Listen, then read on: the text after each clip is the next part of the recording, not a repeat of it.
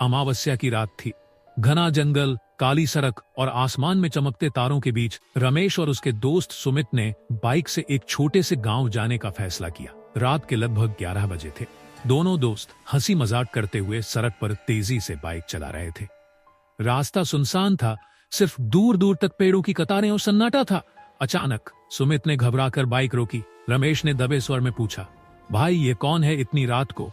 महिला ने उनकी ओर इशारा करते हुए कहा, मुझे गांव तक छोड़ दो। दोनों थोड़ा हिचकिचाए, लेकिन इंसानियत के नाते उसे बाइक पर बैठा लिया।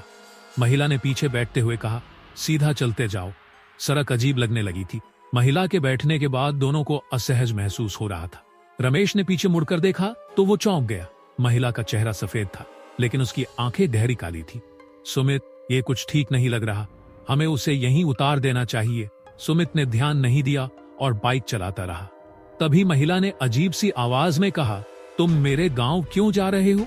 यहां से वापस जाओ, वरना पछताओगे। सुमित ने डरते हुए बाइक रोक दी। दोनों दोस्तों ने पीछे मुड़कर देखा, लेकिन अब महिला वहां नहीं थी। डर और हैरानी के बीच उन्हें लगा कि शायद उनका भ्रम होगा। फिर वे दोबारा बाइक चलाने लगे, लेकिन अब बाइक बार बार रुकने लगी। घबराहट के चलते उन्होंने महसूस किया कि ठंडी हवा तेज हो गई है और उनके चारों तरफ पेड़ ऐसे हिल रहे थे मानो उन्हें रोकना चाह रहे हो। अचानक बाइक के सामने वही महिला फिर से आ खड़ी हुई, लेकिन इस बार उसका चेहरा विकृत हो चुका था।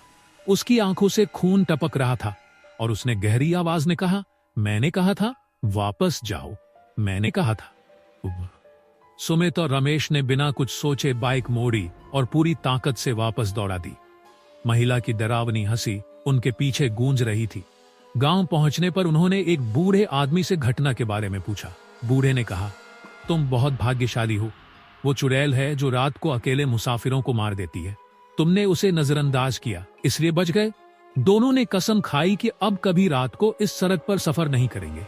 यह घटना रमेश और सुमित के लिए जिंदगी भर का सबक बन गई। वो रास्ता अब उनके लिए एक भूतिया स्मृति बन चुका था। तो यहीं पर यह कहानी समाप्त होता है।